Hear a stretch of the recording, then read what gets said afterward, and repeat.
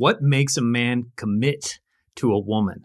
If you have a man who's been stringing you along, maybe you're in a situationship, you're unsure what to do, why is he not stepping up, giving you the care, the adoration, the devotion that you crave? Then this video is exactly what you need to watch right now. I'm Brody Boyd with Magnetize Your Man, and for over 20 years combined with...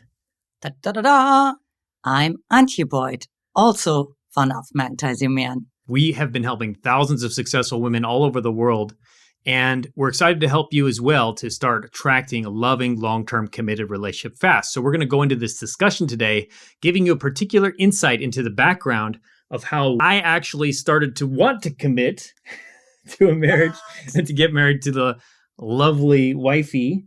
And what was the behind the scenes of what actually clicked in my mind? What made the difference between me pulling away and committing, and how a man thinks and what his heart feels? So we're going to dissect that today in this video. It's going to be very powerful, very interesting. So make sure to stay tuned for the entire conversation here, because you're going to get some many golden nuggets that'll just enlighten you into the whole perspective on how men think and what they want. So let's go ahead and start with, we're going to go back in time to when we first started dating, because we've been married for over 10 years now with a baby and many more on the way. So let's talk about an amazing Welcome baby. To our marriage. My goal is to have as many kids as possible. I always wanted a big family, and that's just my desire, my masculine craving and purpose. So let's start from the beginning. So when we were dating, I want to go back and hear from you. What were your thoughts when we were in this phase where we first met each other in Waikiki? We were dating, we were attracted to each other, we were interested, and we weren't sure what's going to happen. And maybe you started getting to the point where, why isn't this guy stepping up? What was your mindset in that period when we were first dating? You know, it's so interesting because I wasn't even really looking for commitment, because I had been looking for commitment for 10 years and I was kind of over it. You know, so I went to Hawaii or Waikiki or wherever to actually further my relationship with God and with myself. And I know you may find yourself laughing right now watching this or listening, because isn't that just like the usual story, right? You let go and there it is. But, you know, let go and let God. Yeah, totally. But there's going to be some steps, of course, that we're going to be sharing about. But I mean, I met Brody and, he told me the first night we met that I'm the girl of his story and all the things, right? And we have a huge responsibility to humanity. But you know what? I had met lots of men who made me, all the promises and the stars from the skies and all the things. So I'm like, let's see what happens. Let's see how this all actually plays out, which honestly, I actually believe that's a really healthy mindset to have as a woman. When the man says something, don't just be like, oh my God, we're going to get married next week, right? He just told me I'm the girl of his story. But be just like, we'll see. Yeah, because we had a girlfriend who we always had this running joke, because every guy she met, it was, I met my future husband. It's happening. And then we're like, just relax. Like, you don't know if it's your husband or not. Get to know him. And so don't do that. And instead, like what Antia was saying, she was much more detached from the outcome, which was what we teach around masculine, feminine polarity. The feminine is detached from the outcome. The feminine is enjoying the process, enjoying the journey. The masculine is getting outcomes. The masculine is making things happen. And you want to make sure you're shifting into the feminine, open, practicing. I like to call it the practicing mindset, where you're practicing. Who knows if this guy is going to be your husband or if it's going to work out or not, but you're practicing the principles we're teaching you about how to be high value and feminine, so that he starts coming towards you and starts wanting to make the outcome happen of, for example, commitment with you. And ladies, at the same time, you can't pretend you're practicing, because I know exactly what you're thinking right now. You probably have a specific man in mind and you're already attached to him and you're attached to the outcome. So you're like, oh, if I can just trick God. Look, in those 10 years when I was single my whole life. It never worked for me. You know what I mean? God can tell the difference. Men can tell the difference. Yeah. And so just to give everyone listening an idea, so our timeline is we met in Waikiki at a sort of spiritual self-improvement workshop. I told her the first night that we met, because I felt a connection with her on all levels that night, mentally, physically, emotionally, spiritually. I'm like, wow, this is different. This is a woman I can actually talk to about masculine feminine polarity, some of the books that we've read, some principles on personal development and growth. And she was physically my type, and there was just everything was kind of lining up. So I told her that night after I asked you to go on another date with me, I said, you're the girl from my story, and that we have a huge responsibility to humanity.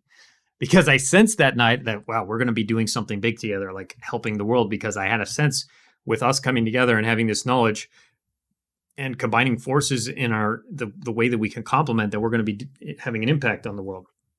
By the way, total side note, Brody is such a prophet. Like that was such a prophetic word that came through. And I could sense that in my soul level, that it wasn't like just like a gimmick. Like sometimes you meet guys and they just kind of pretend to be something. Tell you what they think you want to hear. Illusionary, language. And I was like, no, this comes from somewhere else. Yeah, it was like a strong intuitive hit because I never said something like that before to anyone. And it actually surprised me that I said that, but it felt right. And it felt that's the message I got. So then after that, we continued dating, and we were very casual, actually. Even though I said you're the girl from my story, I also wasn't, okay, well, let's get married tomorrow. I was still trying to understand what I wanted and if this was really the thing. And just I had my own old patterns, too, of being slightly more feminine, being more passive, being more avoidant. And so we were casually dating for about, I think, 2.5, 3 months in Hawaii. Mm-hmm. And then to go back to that point, before I ended up telling you that I was having feelings of love for you and wanting to be exclusive, what was your mindset leading up to that point? And what do you think may have influenced me wanting to commit to you, at least in the sense, first off, of being exclusive? I feel part of it is that a man needs to have some sort of sense that he could lose the woman. Because I remember that we were attending another self-development group. I forgot what it was, but and that night I got picked up, and this was not on purpose. It was not like to hurt Brody or anything, but I just got picked up by another guy. He picked me up with his car from that workshop, so I left a little earlier, and so that made Brody like very curious. And so there's this aspect, right, that where man is like, what happened last night? Who was this friend that just picked you up? And again, ladies, this is not going to work if you do this to test them. I was just living my life. So this was super authentic. I was back then also interested in this guy. This is like so weird to say because it's like he's not even in comparison to Brody, but like back then, the perspective I had, right? Like I was genuinely interested in him too. So, he picked me up and then Brody's like asking all those questions. I call them buying questions. I'm about to purchase the car and I'm like, tell me more about what's included in this. What's going on with this package? Yeah. So is this a guy? Did he stay overnight? And so did I really ask that? Yeah. I don't think I asked if he stayed overnight. You asked I think I asked that. if you guys were dating. Yeah, and you asked if he stayed overnight. Okay. Because then my next statement was like, oh, I'm seeing other men. Because for me, because Brody was so Mr. Aloof and Mr. Cool, too cool for school, I was like, oh, he's seeing other women. Like, I guaranteed. And so for me, it was like, oh, I'm seeing other guys, right? Again, not to manipulate him or anything, but I was actually shocked that he was not thinking that. You know what I mean? So I think that was one aspect that made it for sure attractive to you. I was living my life. I was not waiting around and, checking my watch every 5 minutes and waiting for text messages and if you called or not. But I was just, I was being pursued. Yeah. So from my point of view, I think I was getting more feelings of interest and commitment towards her, wanting to commit, because I could sense that you weren't putting me on a pedestal or just obsessing over me or just making me your only option, which we know so many of the women, our clients that come to us, that's the case where they have this man on a pedestal and he's the only man I want to be with. There's nobody else on the planet. I need him in my life. And if I don't have him, I'm going to be miserable and unhappy and everything sucks. And so this guy is on the pedestal, right? And you're obsessing over him almost when he's not giving you the time of day often. He's not even really probably he's dating other women and he's doing other things and he's not prioritizing you. And he has his other, his kids that he's managing or his family or his job, his career is taking his time and then you're not. So what was happening with me and Antia is I felt like she wasn't doing that with me. She was more detached from the outcome. She was living her life, like you said. That's in the feminine. You're following the flow. And it's like, I call it like the bachelorette effect. When you create situations where you are potentially dating multiple men, it doesn't necessarily mean sleeping with multiple men, hopefully not. But when you at least have other men that are potentially pursuing you, it creates a situation where now you're the prize and he gets activated. Because that day when we had that conversation, I was thinking to myself, how do I actually feel about this? Because I was a bit surprised. I suspected it could be possible, but I was a bit surprised that it was a reality. I wasn't, in a way, I wasn't fully expecting that. And then when I found out, I started evaluating, like, how do I actually feel about this? And I started feeling within myself, I don't like it. I don't want you to be dating other guys. Like, I don't want other guys courting you, touching you, Did anything. you just feel this, ladies? Oh, it just made me shiver. It's just as masculine as like I think in that moment, it's like an energy of like claiming. It's like, I don't like it. It's like a masculine decision that he's like, no, right? It's sort of, I don't know. I just felt that when you said that, like there was something very deep. Yeah, well, claiming the territory, right? This is mine. I don't want any other guys around. I don't want them looking at you. Yeah. I don't want them touching you. I don't want anything. So that's when I started getting present to those feelings, right? Like, I don't like that. I want you to myself. And that was the day. And then why do I want that? Oh, I think I have feelings for her. And so that was the next step is, I think I have feelings for her. And then when we went to the beach that day, I told you, what did I say? Why, you told me that you have feelings of love for me. Or that I'm starting to feel feelings of love or something like that. You said you had to like look into your heart, which then I made me trust you even more because it wasn't, again, a gimmick. Right. I wasn't using it as a tactic to get you to break up with other guys you were dating with or something. Yeah. And I was actually surprised. I didn't expect that. But then I realized, wow, I do have feelings for you. Yeah. And so it was kind of surprising me. And then I shared authentically. And then that was the day that I believe we became exclusive, right? After that, it was okay. We're just dating each other. I don't know if we had a formal conversation around that. It was like the day when I realized that he snuck himself into my heart. Because up until that point, I was just kind of, I'm just kind of cruising. I'm breezy. I'm taking it easy, just having a good time. And Take it easy. Sometimes we women like love to ourselves, right? Like we're just, so I didn't even realize how much I like Brody because, again, I didn't really know if I can take him seriously because he never had really dropped into his masculine where I could like really feel him. And that weekend, because it was Saturday, starting to tell me and then looking into his heart and telling me Sunday that you had really those deep feelings of love for me, right? I was starting to feel those feelings of love for me. But it wasn't about like the words, what you said. It was more about just, I felt you coming from a different place. And I think that's what I want to encourage women to do is like really listen to sort of their feminine intuition. Like I could like feel, because I had encountered like people who played pickup, they learned how to pick up artist lines and it feels so disassociated to a feminine woman, to somebody who's like connected to their intuition and to their body, who's like, I don't know, something about that. I don't really buy that. But in that moment, Brody sounded so different, like almost like serious, heartfelt. It was coming from a different place. And then I realized, oh, let me look into my heart because I didn't really do that also. Because, intimacy is scary, right? And so if you got hurt in the past and rejected and abandoned and so on the story goes, then of course it's just kind of, we're just kind of hanging out, right? We're just having a good time. And so it was scary for me too, in a way, to be like, oh, I actually liked this guy more than I kind of thought. Yeah, so we tend to lie to ourselves about what we actually feel because it's too scary to acknowledge those feelings, both good and bad, whether it's I love this guy, but I'm not going to actually admit that to myself. Or whether it's I know this guy isn't the right fit for me. I know I actually am not should not be with this guy, but I'm not going to admit those feelings to myself either. So it's more being authentic with yourself and starting to feel those feelings so you can acknowledge them and you could even share them with your guy in the right space when it comes up, when you have a feminine, vulnerable conversation with him. And so now before we move into the next stage of our relationship, because there's really two big stages, I would say. There's like pre-exclusivity and then there's between the exclusivity and the proposal.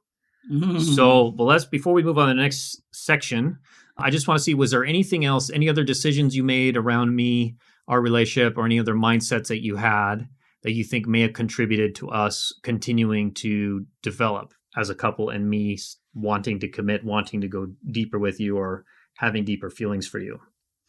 When one part that I remember was when after 3 weeks, um, I just decided we're probably more friends because so what happened is when I met Brody, I couldn't categorize them because when we actually recalibrate our emotional guidance system, then what happens is we no longer attract this crazy attraction anxiety kind of man where it's like all fireworks and then it all just burns out, right? Yeah.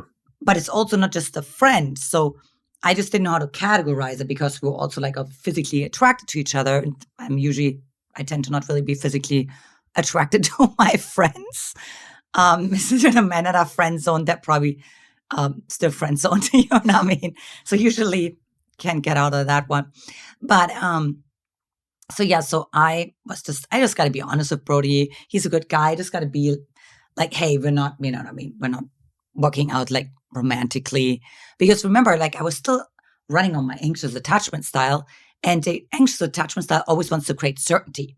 So after 3 weeks, I was like, I got to create some certainty. I can't be in this free fall in between friends and attraction anxiety because that's all I knew. So I didn't know that there's something that a secure attachment style, a securely attached man actually feels like a calm lake where it's like deep, but it's not crazy. It's not up and down. It's not crazy waves and all this stuff. So you didn't know what to do with the calmness. You're like, yeah, this is weird. I don't understand what's going on. Why is it so yeah, calm? This doesn't feel normal. So I must not be attracted to him. right, This must not be a romantic connection totally. because it's too calm.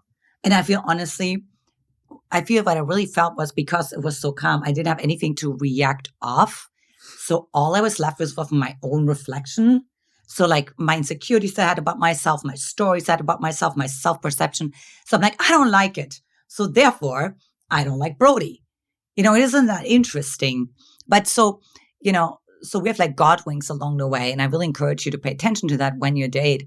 And I had forgotten my towel in his backpack. It wasn't my towel. It belonged to the host I was staying with. So I had to get it back.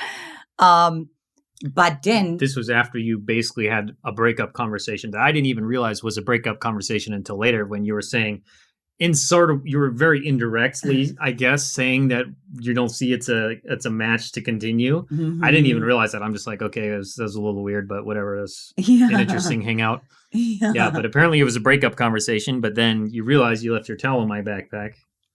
And then just something when I met you after the workshop, because Brody went to another workshop, Brody and I were just like workshop like junkies back then. I mean, we still are, right?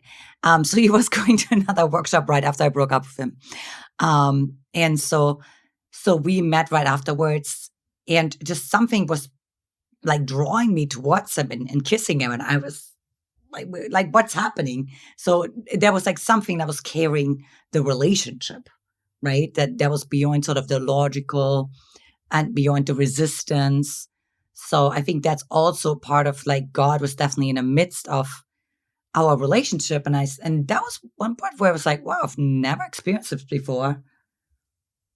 I wonder what that's all about. Yeah. So there was something where you still leaned in, Mm-hmm. even though it was uncertain and it felt calm, but there was something where you said you already talked about trusting your intuition. Was something where you leaned back into the relationship even slightly, Yeah, that allowed us to reconnect and continue dating, where it could have ended right there, or it could have turned into maybe more, like you said, drama or arguments, and then probably fizzled out after that. But you were just kind of slightly leaning in. You're still giving it this, following that intuition and trusting your actions in that. And then there's a lot of things that happened. There was that other night where you ignored me at the party that we both ran into, and then there was the art. There's a lot of things in these first 3 months, and there was the art gallery. We both ran into each other. There was 2 different events. We ran into each other when we were like casually dating, and I'm pretty sure both of them you ignored me, trying not to talk, and I'm just like, okay, whatever. And at the art gallery, there was like all those like girls around him, and Brody was like dressed in white, and I was like, oh my gosh, give me a break. Let's go to different sections. So, again, like we're women are like so funny. But I think another one that really stands out to me is, I was used to kind of sort of getting my way with men. And I remember one day I told Brody, I'm like, oh, I'll come by for lunch and we're just going to go to the beach. And Brody was sort of a 9 to 5-er, right? But like he put this on his own schedule. So he literally went to a coffee shop and worked diligently on his business from 9 to 5. And we were going like snorkeling, swimming with the turtles, sailing. It doesn't matter. I mean, Brody has just this unwavering commitment and dedication to his purpose and his craft and his mission. And he said, well, I'm working. And I'm like, well, like you're self-employed. You can do whatever you want. And he's like, no, I mean, I'm working until 5. We can hang out afterwards. And I was annoyed. Remember, I told you that I was annoyed by that, because I was used to getting my way. So remember, part of us as women, we want to be like, at least the women that come to me all the time, want to be in control and want to be in power. And so that part of me was like annoyed. But honestly, that moment I grew more attracted towards you because you didn't tell me something I wanted to hear. You didn't want to do something to be more liked. And I really respected you. And I think that was a huge component for me to actually consider you as like a long-term potential, was that I was annoyed, but that I was annoyed that I respected him. You know what I mean? Well, that's a good point. point. I trusted you. Yeah, because I was coaching one of our clients this morning around the idea of respect, because we talk a lot about in our courses, in our coaching, around the idea that the masculine's deepest desires are to be trusted and respected. The feminine's deepest desires are to be cherished and adored. So what happens when a man desires to be trusted and respected, but you're having a hard time getting a sense of trust or respect for him?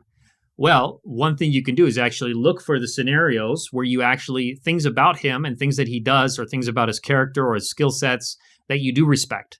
And then what you focus on expands. You're more likely to then approach him with respect and trust, just like you want a man to approach you with adoration and caring for you. You approach him with trust and respect, and he's going to be much more likely to do more of those things that you trust and respect him for, and also want to cherish you and care for your heart. So you just have to find those things about him, whether it's his work diligence or his skills or his character or something about his character that you admire. And then that'll amplify and he'll feel this sense of polarity and want to continue to devote himself to you and likely commit.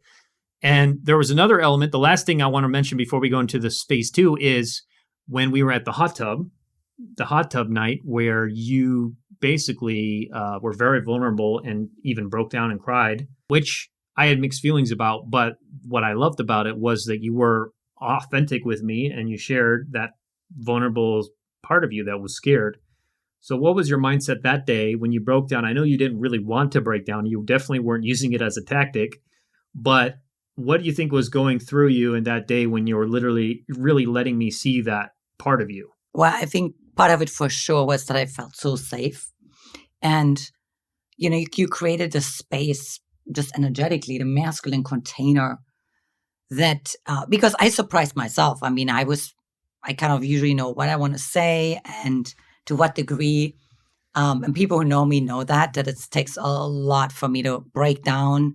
There's only a handful of people who have seen me cry. And so I was really surprised. But I feel like, again, it was just, there was such a compatibility and there was such a synergy between our nervous systems, because I really believe that nervous systems are actually talking to each other. And I could feel, that your nervous system is secure and that it's actually co-regulating my nervous system. And I could feel that the little girl, I was more connected to the little girl, what the little girl was actually feeling and what her true inside of fears are, her true insecurities are. But again, it wasn't something you could fake, because nervous systems, you can fake that, either a nervous system feels safe with another nervous system or it doesn't, right? And if I don't, then I just go into performance. Then I would have just shown you how I want to be perceived. So, but in order for a woman to do that, she needs to be with a man she feels safe with. So I'm wondering if a woman isn't fully feeling safe yet with him, or maybe she just has so many trust issues or so many blocks. What do you think if you weren't in feeling that level of safety with me, or something that would have allowed you to stretch into that too, just stretch into the vulnerability. I mean, just even a sharing like the discomfort potentially that I feel around this conversation, just saying like I'm noticing something. Can I be honest with you, or can I share something? And just say I just feel like discomfort in my body around this. Like there's parts inside of me that feel a little like imbalanced around this, right? Or whatever, obviously I can't think back at this time now, but something along these lines, like just really making the man aware of like, hey, this is actually not easy for me to talk about. This is super vulnerable. And and then just kind of hoping that the man just kind of slows his roll, or just kind of attunes a little bit more. You know what I mean? Stops pushing and prodding. Yeah, exactly. Well, yeah, because that's very powerful, because what a man wants really is to feel the feminine, vulnerable heart, to feel your feminine, vulnerable heart. And it was definitely one of the things that made me, as I looked back, even after that day, though, after we had the conversation in the hot tub, I'm like, yeah, I don't think so. I don't think this is the woman for me. I mean, I feel she's so many issues and so many challenges in her life. I just don't think it's a good fit to get involved with. However, that was my mind. But in my heart, what I felt was care.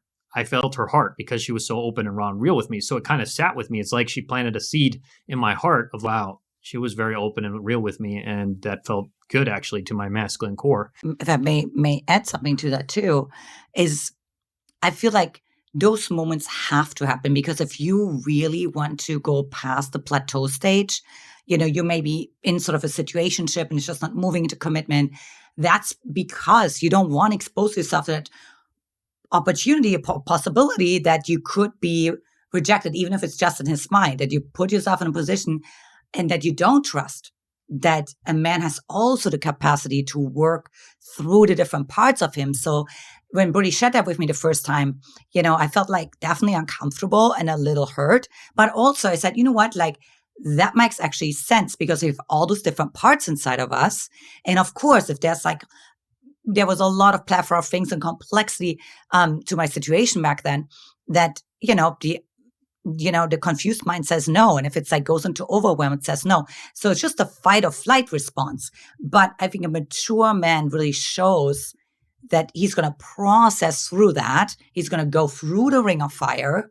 But you need to give your man the possibility to do that, because otherwise you're not going to get to the next stage. And then you come to me and it's just like plateaued for years or months and nothing's moving forward. I mean, sometimes women come to us who are in situationships for like 5 years, 10 years, no commitment. Mm-hmm. It's absolutely great. So that's the piece. You have to be willing to go for that little, that hurt. And what work do I need to do? But then also, that's the edge, right? That's the fire that has to be there for you guys to grow, for you guys to expand, for there to be passion and romance and the deepest level of intimacy. And we're not saying, by the way, that just use that as a tactic to cry in front of your man and to just break down and be completely a mess of a puddle. No. Because it's also very tempting to use tears as actually a manipulation. And we see this all the time. You know this. Children do this all the time. They'll fake their tears. They'll cry on purpose to try to get sympathy from their parents and get what they want. You don't want to use that as an adult woman. However, if you're using authentic vulnerability and you're doing it respectfully and not blaming him, like you're making me sad or you're causing all these issues, you're causing me to break down, like, why won't you commit to me? I just want to have a relationship. I just want to be loved. And you're not giving me what you want. It's clearly trying to use those emotions to try to manipulate him, to move him, to lead him. And that's masculine. When you're using anything to try to get an outcome from him, it's masculine. If you're sharing vulnerably, that's feminine. Now, with that, I think we can move into phase 2, which is after we're exclusive to the proposal, we moved to, I hired your best friend as a business coach. We moved to San Francisco. We were living separately for a little while, I think 10 months. You were in Tiburon. I was in San Francisco. You were visiting occasionally.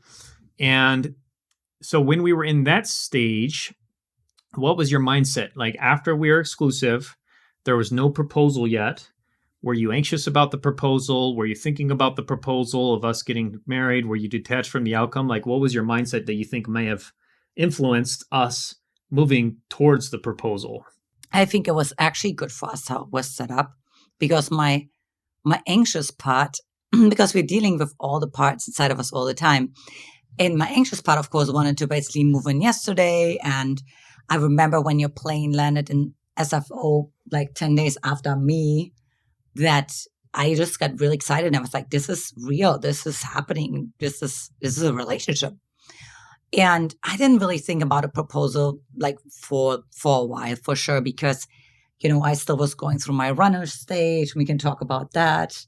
When I was driving from San Francisco to LA to punish you and things like that. So there was still like many pieces because, you were building your business and I was learning through you. So there was also that dimension of our relationship was we were building our business together, So it's really stepping into our purpose, which was funny because that's exactly what Brody said the first night we met, that we have a huge responsibility of humanity. And I think we went immediately, there was so much action and so much momentum on that and so much forward, so that I didn't always think about the romantic aspect at that particular moment, as far as I can recall.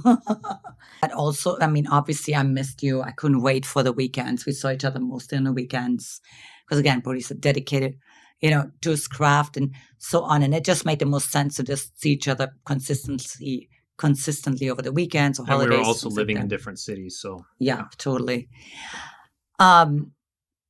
Yeah, but just how, again, how you handled all those situations, when I was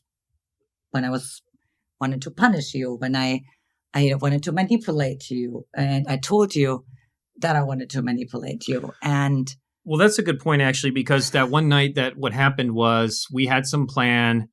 It didn't work out for some reason. Maybe I changed it slightly, and then you got upset. And you're like, okay, I'm just going to go drive to LA to go visit my friend. So you still were coaching men, and sometimes you had like sort of a half VIP day, and then sometimes you had an added on component like going out at night. So I think I miscommunicated with you that maybe you thought I was available that night, but then I probably reminded you or told you probably too late that I'm not available. Yeah. And then so you got upset about that. And rather than waiting for me to finish that, and you just drove to LA that night to go visit a friend. And then I was hoping that we were probably going to see each other after the event or after my coaching night. And then when I found out you were in LA, because I texted you and you're like, oh, I'm in LA now. And then I was really upset. And I'm like, no, I don't like that. And it's like, I don't like that you went down there. And because then it's like, I broke sort of your expectations and you broke my expectations. It wasn't good. We both were getting back at each other, right? You're getting me back for that. One of the biggest things in relationship, because I was still pretty new to serious relationships, is managing expectations. And we were both breaking our expectations. It was almost a weapon we were using against each other. So whenever expectations are broken, that's usually when the biggest issues I've seen in relationships will happen. Because oftentimes, if you're both expecting the same thing and you're on the same page, usually there's not going to be big arguments. There's not going to be big things. There'll be slight disagreements, adjustments, but it's not now massive breaks in trust or massive frustration because I thought we were going to hang out and then we ended up not, or I thought we were exclusive, but then we're not actually exclusive. Then and I would say also, I think this was a very pivotal moment because it really showed also like my pattern, how I play something out, because I had watched from my mom, when I was a child, that it was about like punishing with withdrawal and punishing, with manipulation. And so, of course, I would create something unconsciously where I could be mad at you because, the truth is I could have say, hey, I just want to double check, which, by the way, I barely did. This was something I still need to train my brain, right? Like, hey, I just want to, I just want to confirm, right? Like, yeah, because assumptions are a part of the assumptions and broken expectations. Those do massive damage to relationships. Yeah, because I didn't communicate that to you, then this tension inside of my body built because I had this anticipation of our night, and then I didn't know what to do with all this tension and all this heat inside of my body. And then so guess what? We want to release it. And so how I released it was I just drove as fast as I could from San Francisco to LA because that was about as much time as I needed to release all that tension and that intensity. Yeah. So I didn't like that in that moment. But then what I think happened, which was good about that, is I was able to see that we were able to make adjustments. I don't think something like that really happened again after that. No. Not to that level. Yeah. And so that built more trust for me is like, yes, we can have these moments of disagreements and things happen. And maybe where we hurt each other a little bit, either intentionally or unintentionally, but then we're able to adjust from that, heal from that, and continue to move forward and not do those things again. Because I'd been in relationships in the past where it was also like my first relationship where the same issues would keep coming up or the same toxic behaviors would keep coming up. But with us, it was like we were able to make adjustments. Yeah. So it's part of adaptability, but you being committed to yourself and you being committed to relationship is, are you able to adjust when your man clearly communicates that something doesn't work for him and you're able to find a common ground together and you're able to adjust into a healthy way of being? Of course, he has to meet you there as well. And he has to be making adjustments and showing care for his heart, for your heart. That's part of him being in his healthy masculine. If you guys can make these adjustments together and move forward, that's going to build trust for him that this is a partner. This is not just someone I have sex with and it's just whatever. It's like, oh, I can actually build a life with her because we can make adjustments and we can continue to grow. Just like a flower, just a blooming, continuing to grow rather than it's like, it's leaf, it's broken, shoot. And we're not making adjustments and it just kind of dies and the thing withers away. And also, at least in the last 11 years, I never found you holding like resentments or grudges. So I remember I got home the next morning or whatever, dinner at night, and you just said, you're never going to do this again. And then that was it. Like the next morning you didn't, not have breakfast with me or like be continuing to punish you or be angry. Yeah. I just said, okay, got it. And again, it's this unconscious test. And, and again, I'm not saying in any way, shape, or form, go out and test your man. But I think kind of I needed that. I want someone who was putting me in my place. And because I knew it wasn't right. And I'm pretty sure my friend who I stayed with overnight in LA probably also is like, what are you doing? This is so typical, Antia. And it's not good, And so I think, talking with her and then getting the feedback from Brody, the loving feedback, the loving and stern feedback, the boundary, but then that was it. Like there was no more holding on to grudges or resentment. So, or paying me back passive aggressive. Yeah. And then I'm sure at that point, I never did. I was very careful after that to also manage your expectations. So like when I'm available, when I'm not available, what's happening, when it's happening, and like extra communication. So we're both learning from that. So that was good in that sense. So that was one aspect. And then the other aspect I want to mention that was important in that phase, moving to proposal, was, which I use this story a lot, the night where you said, a part of me wants to manipulate you right now. So you want to share that story? Yeah. So I think you had like left dishes in the sink or something. I don't know what it was, something, it's just one of those annoyances. And I happen to have sometimes a rigid pattern. So if things are not exactly the way I, predict them to find them, my system can get a little bit deregulated. And so anyways, so back then I had not much of a frame for that. But, in the personal development that I had studied so far, this one coach was like sharing how he was like sharing honestly with his wife or fiance or whoever, right? Because, what he said, and I thought it was really powerful. He said, if I wouldn't have done it then what kind of relationship do we have? Like, what kind of trust foundation do we have? What kind of level of intimacy do we have? If I actually want to hurt her, but I'm not going to tell her, I'm already out of integrity. And so, I just took pretty well. Then, I was having this conversation in my head, in my brain. And I was like, well, then does that mean now I need to like tell Brody that I manipulated him? What were you feeling in that moment? Like, why would you feel like you wanted to manipulate me? Well, just again, I was like deregulated. I made it your fault. I was annoyed. So there's something you were unhappy about. You probably were also feeling, because I thought it was just because you weren't feeling like I was giving you the attention that you wanted. But you don't care. That might have been something on top of it. Right. It could be like you never care. I don't remember what the situation was ahead of time, but yeah, it was something you were unhappy about. Yeah, totally. And, it was something about that. And, I just felt like this friction and I felt, the heat and I just like really love to like go to what I actually feel in the body. Yeah, well, that's the feminine. Because that's the most real, actually. The rest is just story interpretation and, creating illusions. And I said, so I knew that if I don't share it with you, then I'm going to be acting in some weird way. I don't know what's going to be. Passive aggression. I'm going to do something. I'm going to be snappy. Punishing. So I knew like, okay, so it's going to come out anyways, right? So I may as well tell him that I wanted to manipulate him, and hopefully it's not going to come out sideways, because it's going to come out anyways, ladies. And I just said, and I remember when I said it, my mind was saying, you're nuts, you're crazy. You're like literally just giving all your power away right now. He knows now that you wanted to manipulate him, as if men don't know that. And, we women always think we're like the best secret keepers. So what did you say? A part of me wanted to manipulate you. Yeah. So you said a part of me wants to manipulate you right now. And so the reason why this was so powerful for me, and one of the reasons I proposed to her, I feel like it was definitely one of the components, because it was this vulnerability and the honesty. And that's what we teach our women around feminine communication, how to really vulnerably share your feelings and what's going on inside of your mind as well with a man, but doing so respectfully, and which is magnetic feminine communication. And we have so many teachings around that, and the principles and the actual scripts we give you as well for how to do this. But to share your feelings and to share something as vulnerable as like, a part of me wants to manipulate you right now. And you weren't, so for a couple things you weren't doing, you weren't saying like, I want to manipulate you right now, which is fine as well. But you also notice that it's just a part of you. It's like, notice that little smile that Brody just had on his face. It's like we say, I'm telling myself a story. It's similar to that. Like, I'm telling myself a story, or I notice a part of me wants to manipulate you right now. So it's already showing you have some control over yourself, right? That you can now notice what your brain is doing, but not necessarily be caught in it.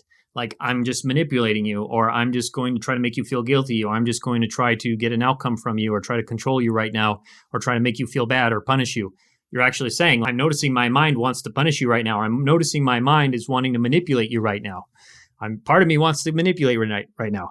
And so you shared that with me. And what happened was, for one, I'm sure if I was you, I would have had some fear about sharing that. Like, wow, that's pretty vulnerable. And also, how is he going to react? Is he going to be upset?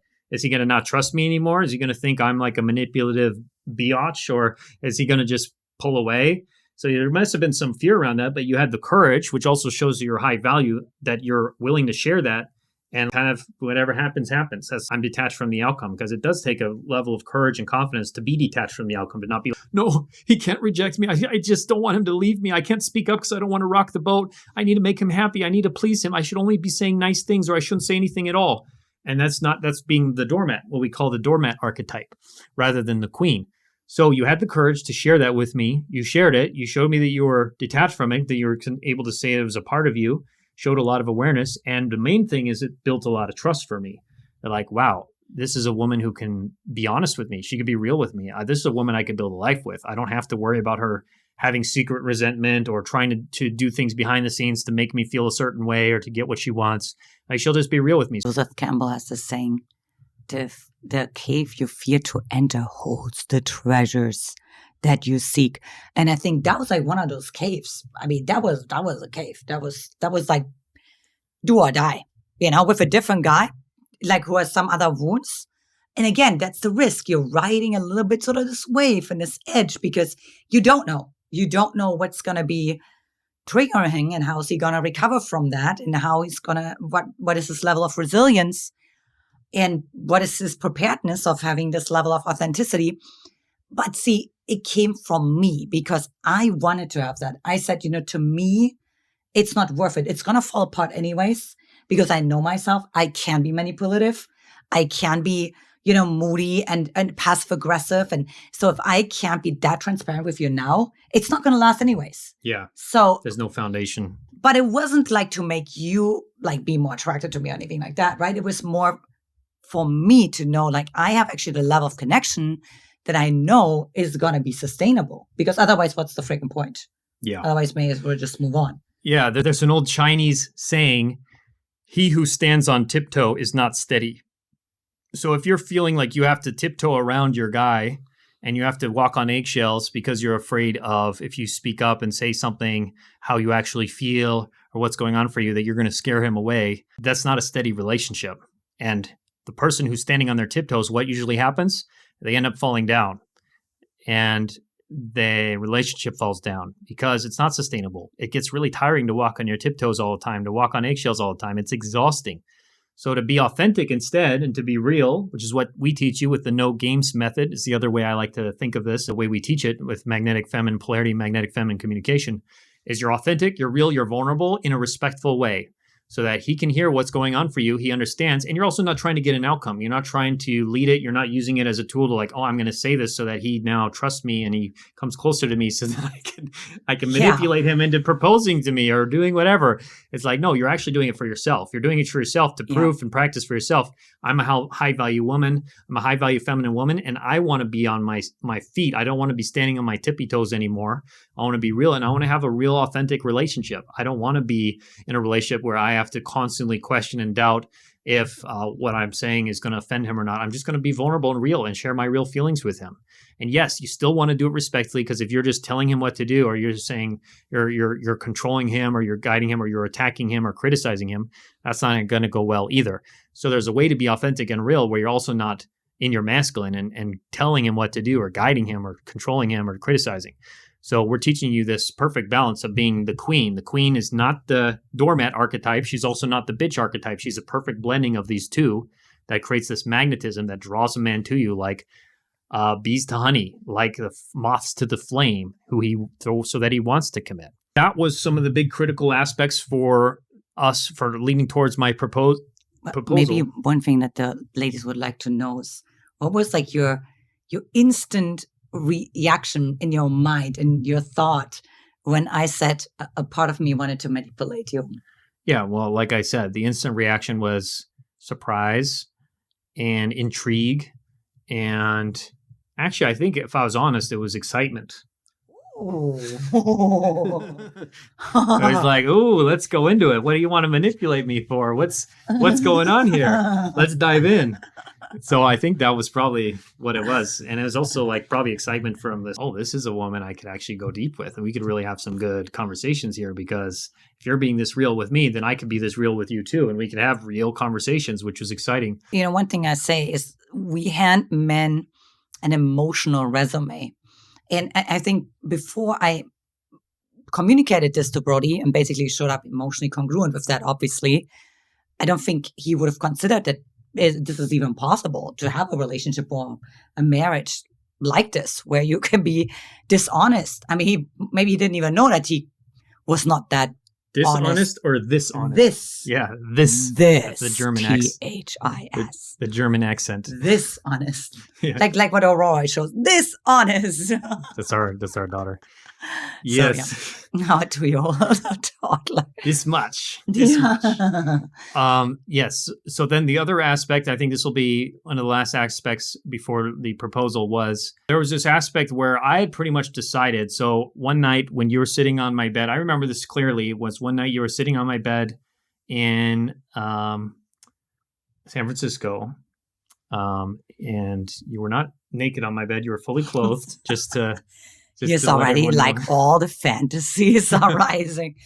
So we were just hanging out. It was just normal hanging out. And then I had this feeling inside of myself. I don't know what it was, but everything just kind of clicked together, because I was already kind of considering it like, do I see my life with the rest of my life with this woman? And I think it just clicked for me that day. I was just seeing you there and just feeling we were talking about something. And I'm just, I could see myself spending the rest of my life with this woman.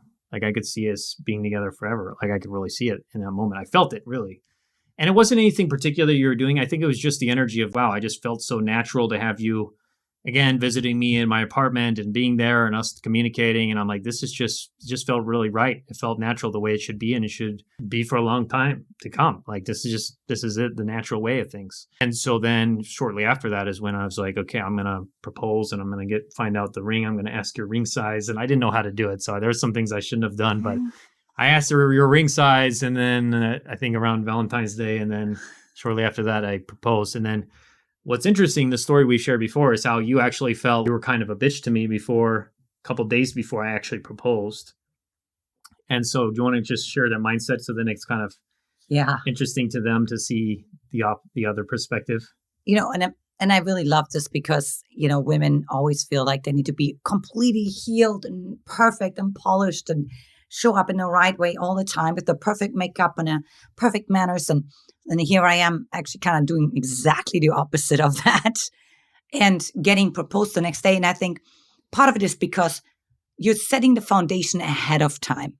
It's kind of like with your body. You set the immunity ahead of time, right? When something hits, you're not just like, oh, out of the sudden, no, you need to have something already foundationally set. And I think because we had gone through so many moments of trust building vulnerability, where I could have manipulated you, where I could have been passive aggressive, where I could have withdrawn, where I could have cut off communication, but I kept leaning in, that was not coming to your mind, that when I had a momentarily, deregulative night. Well, we'll tell them the situation. So I think it was the day before I proposed. Was it the day before? Yes, the day before. It was Friday. The day before I proposed, I think we had, just an argument or something happened? Yeah, and I was stressed of finals. I was taking some extra classes. You were stressed. We had maybe a little bit of an argument or some conflict. Right. Yeah. And then you were concerned after that. You actually told me later that you're like, oh, he's not going to propose anytime soon. Yeah, totally. Which is actually kind of good because it's kind of detachment from the outcome, right? It's all right, it's not going to happen anytime soon. I ruined it, whatever. And so you're kind of detached to that point. But what you didn't realize is that I had already made my decision. And just because we had a little bit of a conflict the night before, I wasn't going to just, if it would have been really bad, maybe I would have considered maybe I should wait a little bit longer before I propose. But I had already, like you said, the momentum had been built up. It had been set within me, within my heart, that I was ready to propose. And I had the ring. And actually, I don't even think I was thinking about that. The day I proposed, I wasn't remembering the night before, oh, we had an argument the night before. Maybe I shouldn't do this. That's the big thing is if you had some bad things that happened with your guy, if maybe you did some things that you regret, or you said some things that you regret, or you accused him of some things, or you attacked him in some way, have some grace for yourself that those little things, if it's one thing or even a couple things, necessarily aren't going to kill the momentum of the whole picture. I think when a man is thinking about commitment, he's looking at to the whole picture. Is this relationship what I want for the rest of my life? And yeah, I know we're probably going to have, if we get married, if we're living together, if we're having a life together, there's still going to be issues that come up. There's still going to be bitchy moments and arguments and challenges. And I'm going to say things that I didn't mean, and you're going to say things you mean, or we're going to be sometimes mean to each other, whatever. Those things will happen because stuff comes up and emotions get triggered and we're not always able to be perfect communicators. But he's making a decision from a place of are we able to overcome those things? Is the overall momentum of the relationship positive and forward moving and enjoyable for me and peaceful for me for the most part? It doesn't have to be always a peaceful, harmonious relationship, but it's are we growing? Are we enjoying it? Do I enjoy it? Do I feel like I can be in my healthy masculine? Do I feel honored, appreciated, respected by you, trusted? Do I feel like you're receiving me, my gifts, my help, my being the hero, my provision, protection, just moving the relationship forward? Do we have a healthy polarity? Are we able to dance together? And that's what he's looking for ultimately. When a man is making that commitment decision to take it to either exclusivity or a proposal in a marriage, he's looking at the overall picture, not just a couple bad situations. And so you want to take some pressure off yourself. And yes, you can make amends for those things. You can apologize. The most important thing is just to get back on track, to use what we're teaching you here, to get back into your healthy, high-value, magnetic feminine energy, tapping in your feminine core and being respectful, vulnerable, communicating in the proper ways. That will get the relationship back on track so that he can see the trajectory moving forward. You start to create an upward spiral rather than a downward spiral. And if he sees the trajectory in general going upwards, he's going to say, okay, this is a woman I could see my life with. It doesn't have to be perfect and there could be little hiccups, but is a general trajectory good?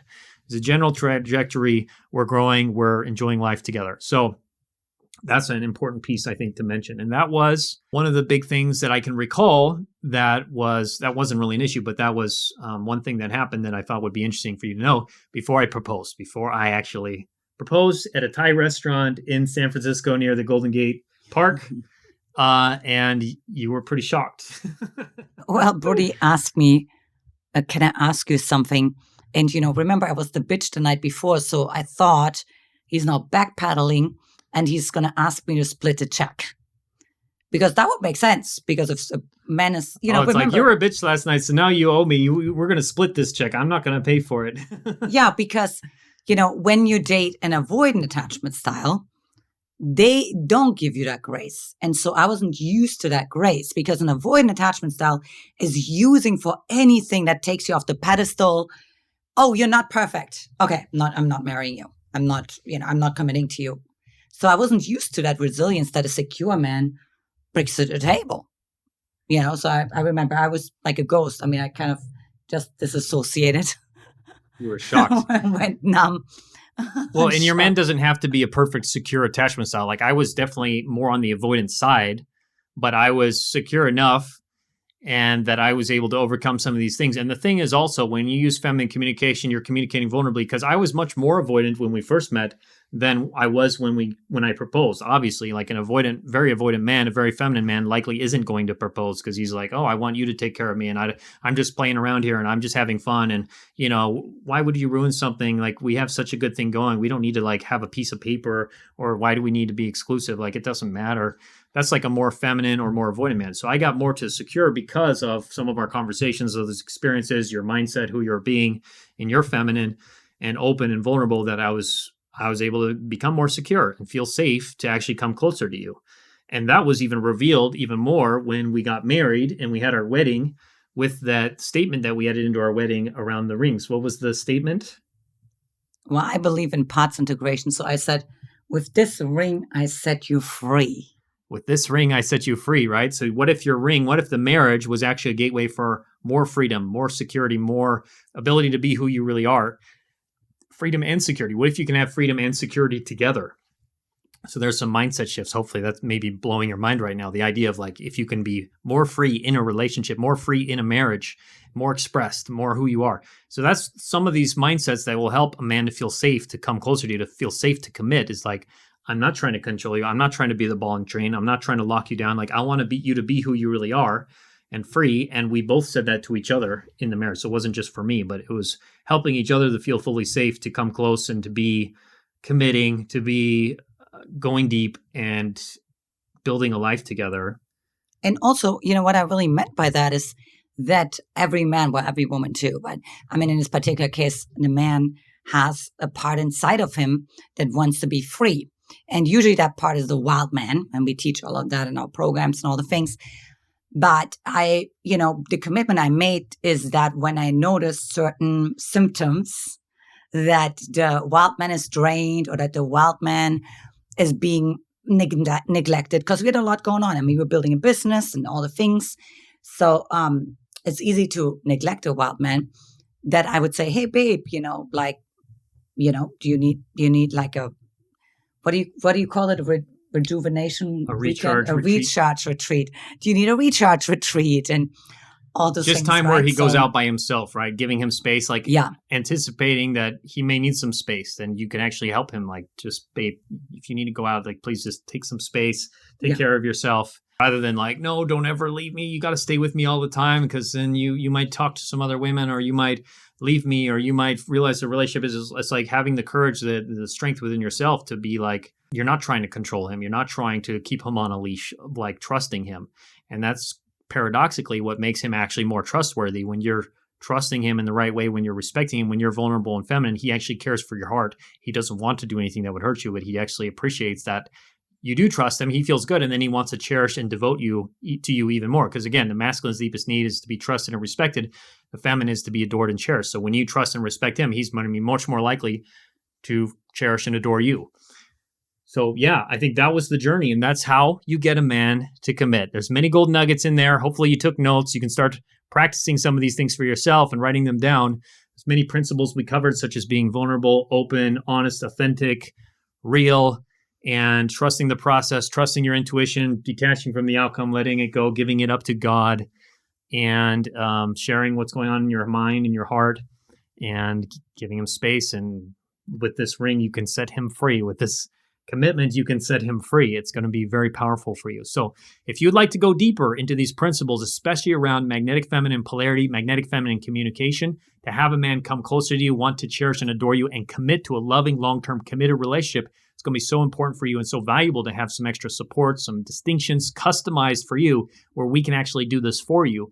Make sure to take our free Magnetize Your Man quiz by clicking the link in the description or the comments below, or depending on where you're watching this, in the bio as well.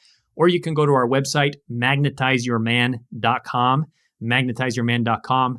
Much love, and we'll talk to you later. Mwah.